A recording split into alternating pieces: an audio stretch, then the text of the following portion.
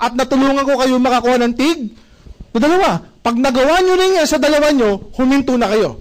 Pero sa paghinto nyo, kausapin nyo rin yung dalawa nyo na i-duplicate. Are we clear? Yes. Boss, anong name? Ha? Grayson. Baka kaibang pangalan yun ah. Grayson.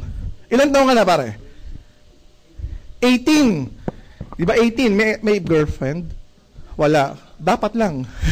Nabiro lang. Grayson. Tama ba? Grayson? Okay lang bang gamitin kita example? Kasi lahat ng ginagamit ko example, nagiging milyonaryo. Parang ayaw mo, Brad. Kunwari, ito si Grayson. Ayan. Okay, simulan natin October, November, December, January, February, March, April, May, June, July, August, September. Si Grayson na 18 years old, ginawa niya yan. After 1 year, ano na kaya itsura ni Grayson? May girlfriend na kaya? Parang hindi mo concern yun, Brad, no? Baka gusto niya boyfriend. Biro lang, Mariko, biro lang. O, balikan natin to, tsaka na yung chismis. So, masunod rin si Grayson. Sabi niya, sumali, ginawa ng paraan. Dok, ginawa ko ng paraan. Di ba, binenta ko ng pwede, lahat ibenta, nagsanla. Di ba, ginawa ng paraan. Kasi nga pag gusto, may paraan. Nag-refer ng dalawa. Check, nag-refer ng dalawa. Dalawang kaibigan niya. O, what else? Yung dalawa, tinulungan niya makakuha ng tig. Ilan na po yun? 4, naging 4. Okay? Oops, November na. Ano gagawin pagdating ng November?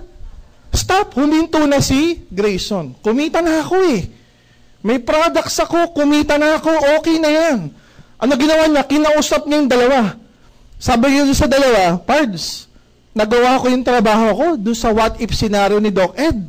Ngayon, wag kayong huminto hanggat di nyo nagagawa yan. Sabi ng dalawa, bakit? Pag huminto kami, ano gagawin namin? Babalik ako, papatayin ko kayo. Biro lang. Wala naman pressure, pero lagyan ng konting disiplina. Gawin nyo rin yung ginawa ko. Wag kayong hihinto hanggat di nyo nagagawa yung ginawa ko. Sabi nila, call. Sige, hindi kami hihinto. O, ano nangyayari? Yung dalawa, tinutukan yung 4 para makakuha ng tig. Naging 8, huminto na yung dalawa. Yung 4, tinutukan yung 8 makakuha ng tig. Naging 16, huminto na yung 4. Naging 32, huminto na yung 8. Bilisan na lang natin. Naging 64, 128, 256, huminto. Naging 512, 1,024, 2,048, 4,096, huminto. Lahat isang buwan lang nagtrabaho. Sumali, kumuha ng dalawa. Yung dalawa, tinutukan makakuha ng tig. Dalawa, tapos pinaduplicate nila yun doon sa dalawa nila. Are we clear? Pag nangyari sa inyo yung nangyari kay Grayson, nagkaroon ka ng mahigit sa 8,000 tao na. Sa tingin mo, yung 8,000, kilala ba lahat ni Grayson? Hindi kayo natanong ko si Grayson.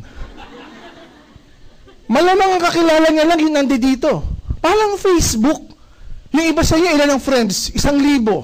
Pero ang kilala niya lang, 50 lang. Kasi yung friend mo rin. Eh, hindi mo naman kilala yung iba, pero pasok sa Facebook account mo. Are we clear? Nakikita mo yung picture, pwede mong i-chat, nakikita mo kung ano ginagawa. Ganun din po ito. Hindi mo na kilala yung nandito, pero pasok sa account mo. Gaano kapasok? Pag nangyari sa inyo to, yung nangyari kay Grayson, siya po'y kumita na ng 3.6 million pesos o nag-average ng 300,000 pesos per month. Pwede na po ba? Yes. Parang hindi kayo masaya. Siyempre, logically, we'll tell you, ang laki niya na. Bulk ng earnings, nandito. Don't expect yung 300,000 during your first month kasi 2, 4, 8 lang yan eh. Yung bulk ng kita, banda rito sa ilalim na mas maraming tao. Are we clear? Yes. Kung kayo si Grayson, okay na po ba yung 3.6 million in 1 year? Yes. And what if bago simula ni Grayson yung negosyo, pinag-aralan niyang mabuti. Sabi, Dok, ano bang options ko? Pwede kang mag-1 head? O kaya pwede kang mag-3 heads naman. Grayson 1, Grayson 2, Grayson 3. Dok, ano ba nangyayari pag nagti-3 heads? Nadodoble yung income with the same effort. So, paano nangyari kung nag-3 heads siya? Hindi na 3.6 yan. This would be 7.2 million or nag-average siya ng 600,000 pesos per month. Maganda o napakaganda? Ano kaya itsura mo, totol? Pagka nag-600,000 per month ka, wala kang girlfriend, bumili ka ng girlfriend. Di ba? January iba, February iba. Di ba? Tsaka isipin mo, pag ikaw may kotse, ang gwapo mo nun, bro. Di ba? Para kang si Piolo. Yung iba sabi, gwapo daw. So, balikan natin to. What if somewhere, yung dalawa, sabi, Grayson, ha? Ikaw nag-3 heads. Gusto mo, doble income. Hindi mo tinuro sa amin yan. Buti na lang umatan kami ng NDO, natutunan namin. What if 3 heads din kami, ha? 3 heads din kami. What if sa ilalim may mga nag-3 heads din? Eh di mas malaki rito ang pwede kitain. Tama po ba? What if si Grayson, yung maximum potential lang marketing plan ng ginawa niya, nag-7 heads? Dok, anong nangyari ba nagsi-7 heads? Natitriple yung income, hindi ko na isusulat. Kasi yung iba dito pala naglalaway na eh. Baka pag sinulat ko yung triple income, tumalo na sa bintana. Guys, yung sinulat ko, binary pa lang. Wala pa yung unilevel store step, royalty, trip to US, trip to Europe, Asian cruise, trip to Hong Kong, profit sharing, wala pa yun. Binary pa lang to. What if, balikan natin to. What if to begin with, ang nirefer ni Drayson, hindi lang 2, in 1 year. What if ang nirefer niya, 12? Posible o hindi? E di mas malaki rito pwede kitain. Tama o tama? Wala kang choice, tama lang eh. What if si Grayson hindi huminto on the 2nd month? Tuloy-tuloy lang. October may dalang 2, November may dalang 3, December may dalang 5, January 4, February 7. Nagigets niyo po ba? E di mas malaki rito pwede kitain. Tama po ba? What if sila hindi rin huminto? Every month may bit-bit at may bit-bit. E di mas malaki rito pwede kitain. Tama o tama? What if kalahati ng grupo ni Grayson nagkakape pagdating ng 4:15 ng madaling araw? Siyempre, live-in, sugar-free. May points wala? Kung may points, edi mas malaki pa rito pwedeng kitain. What if yung mga kababaihan sa grupo ni Grayson nagpapaputi at nagpapabata? Lumalaklak ng perfect white, pinantutulak, white light. Dumikit, konti pa. Ang lapot nun. Di ba? What if yung iba na mataas ang cholesterol, nagko-colidus, nagme-maintain ng complete o C24/7, nagpapapayat, slim and trim, restore life. E di mas malaki pa rito ang pwede kitain. Tama o tama?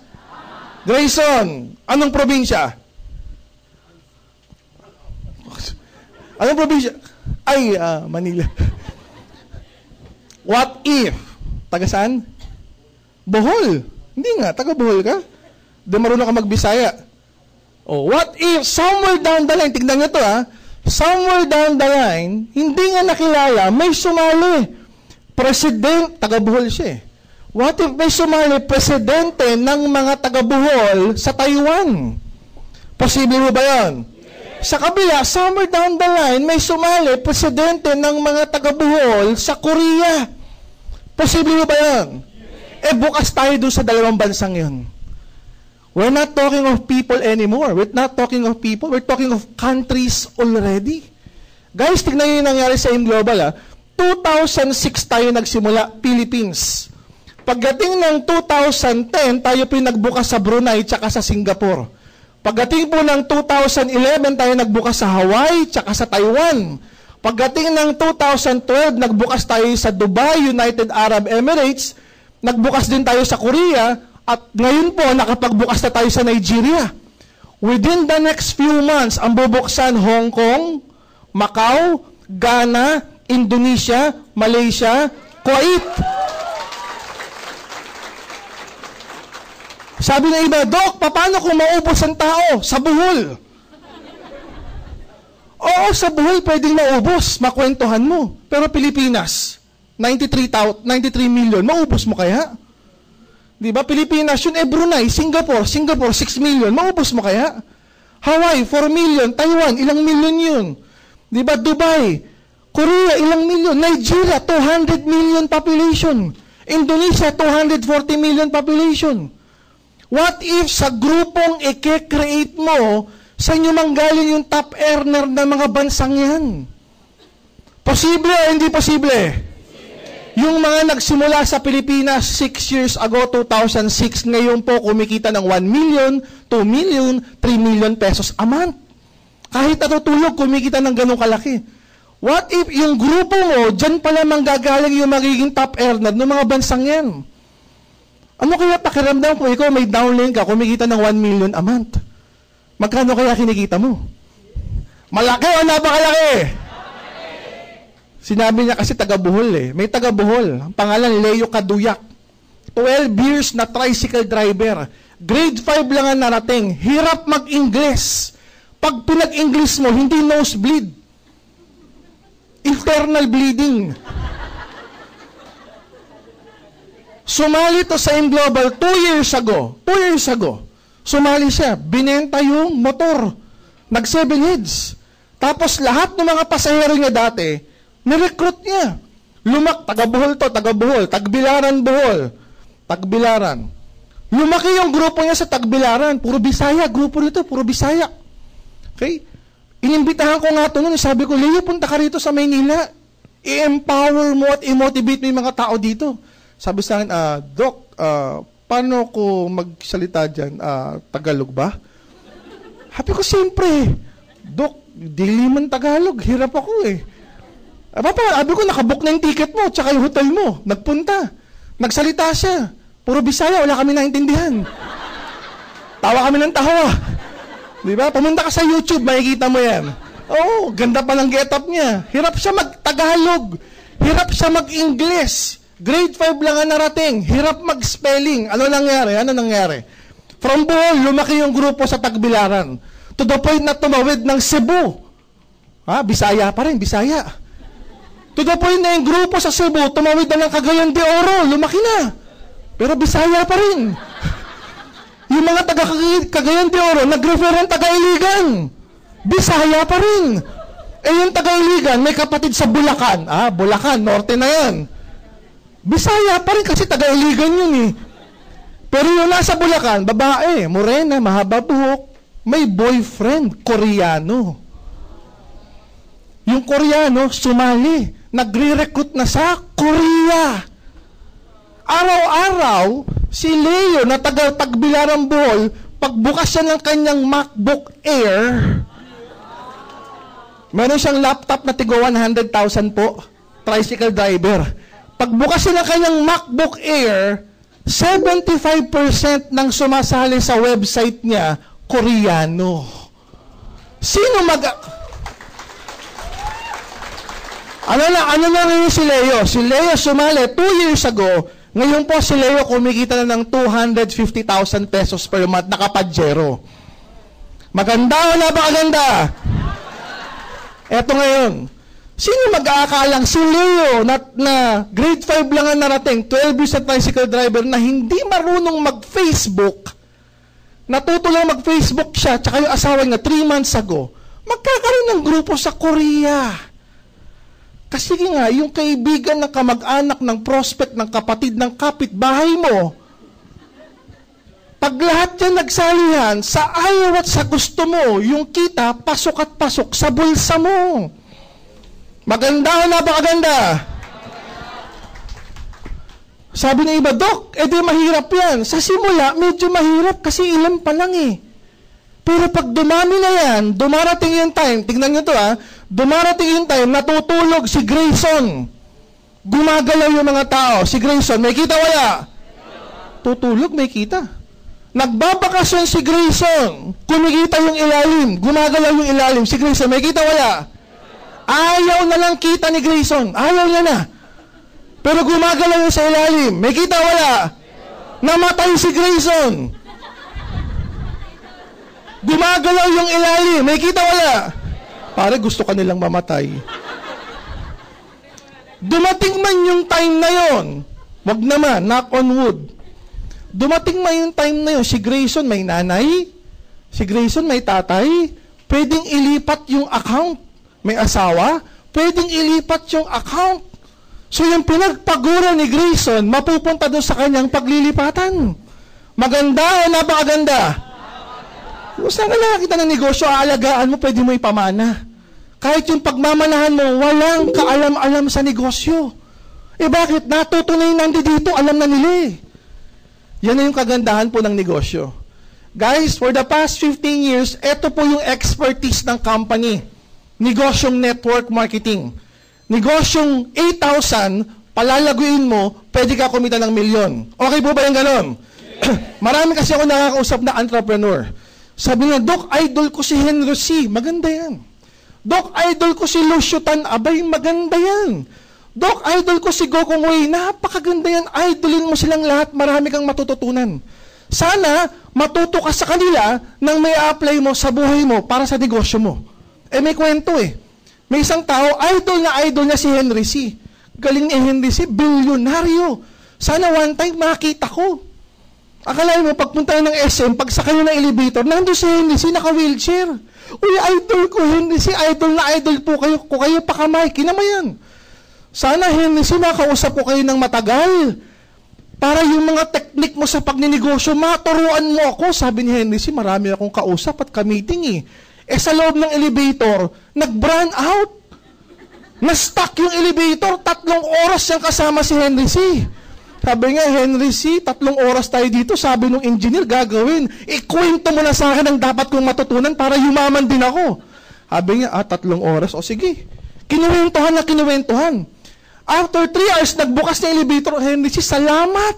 Ang dami kong natutunan sa experience mo. Ang dami mong techniques, principles in business, mindset, knowledge. Walang skills kasi hindi mo na-i-apply eh. Na tinuro mo na makakatulong sa akin. Paglabas ni Henry C., habang tinutulok siya palabas ng elevator, sabi niya, higit sa lahat, iho, para maging bilyonaryo katulad ko, magtayo ka rin ng mall. Magsimula ka kahit sa maliit na mall. Sabi ng tao, magkano po puhunan doon? 100 million lang. Nagigets niyo po ba? Mag-idolize ka man ng ibang negosyante. Pero yung kaalaman nila sa business, yung mindset, knowledge, at skills, pangmalakihang negosyo. At hindi mo kayang puhunanan yung ganong negosyo, baliwala. Kami po na mga may-ari ng AIM Global, sanay kaming magpalago ng tao. Napuhunang 8,000, bibigyan ka namin ng mindset, ng knowledge, ng skills, para palaguin yung 8,000 mo. Yan po ang experience at expertise namin for the past 100 years combined experience na mga may-ari at saka ng training team. Bibihira po yung ganun. Na dito kami naging expert at ito ang ituturo ko namin sa inyo. Ngayon, kung meron kang 8,000, maswerte ka. Pwede ka naming turuan. Ngayon, kung gusto mo mag-aral sa mas expert sa amin, tulad ng mga binanggit namin bilyonaryo, mag-aral din kayo dun. Kaya lang, puhunanan nyo yung mga negosyong tinayo nila. Nakausap mo si Lucio Tan, magtayo ka rin ng airlines. Nakausap mo si Gokong Wei, magtayo ka rin ng mall. Di ba, Kanyang Robinson, magtayo ka pa. Di ba, nakausap mo si Andrew Tan, magtayo ka ng mga building. Pero kami nakausap mo, 8,000 lang kailangan mo. 8,000 lang. Mindset, knowledge, skills, and with the providence and blessings of our Almighty God, sa ayaw at sa gusto mo, pag biniles ka niya, dadami ang grupo mo. If you have the good intentions to help other people succeed like you succeed as well, dadami ang grupo mo. If you become a blessing to others by spreading the good news of our opportunity, sa ayaw at sa gusto mo, yayaman at yayaman ka sa AIM Global. So isa lang po request ko sa inyo. Mamaya, paghiga nyo sa mga kama nyo, mamayang gabi, pag hindi ka makatulog, iniisip mo, kung mangyari kaya sa akin yan? Di ba, kahit 10% na lang yan? Di ba, kung paghiga mo mamayang gabi, hindi ka mapagkatulog. Isa lang ibig sabihin nun, nabuhay namin yung mga pangarap sa puso't isipan nyo. Ngayon, kung nabuhay namin yung mga pangarap na yan, balikan nyo kaagad yung mga nag-imbitasyon. Sabi nyo, gagawan ko ng paraan yung 3 heads na yan. Gagawan ko ng paraan yan 7 words na yan. Kulitin mo ako sa mga darating na araw kasi gagawan ko yan ng paraan. Ngayon na masaklap, eto. Kung paghiga mo mamayang gabi sa mga kama nyo, wala kang natandaan. Paghiga mo, humilik ka pa kaagad ng pagkahimbing-himbing. Tapos pag-gising mo kinabukasan, parang wala lang. Nakakatakot yun. Kahit sino pang taong kumausap sa'yo to inspire you, to motivate you spiritually, financially, personally, wala nang pangarap sa puso't isipan mo.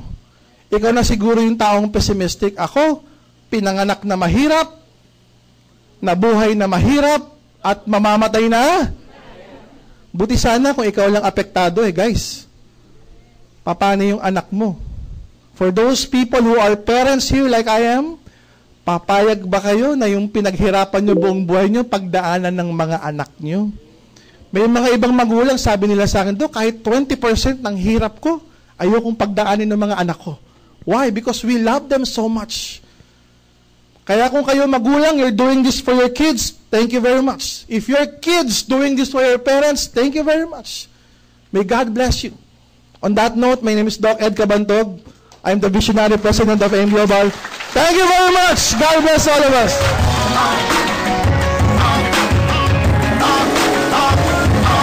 Ever since I was a kid, I've been dreaming about this. First day of practice, I was thinking about this. But you only knew jealousy about this. Even in the paper, they gon' read about this. 'Cause all of my life, training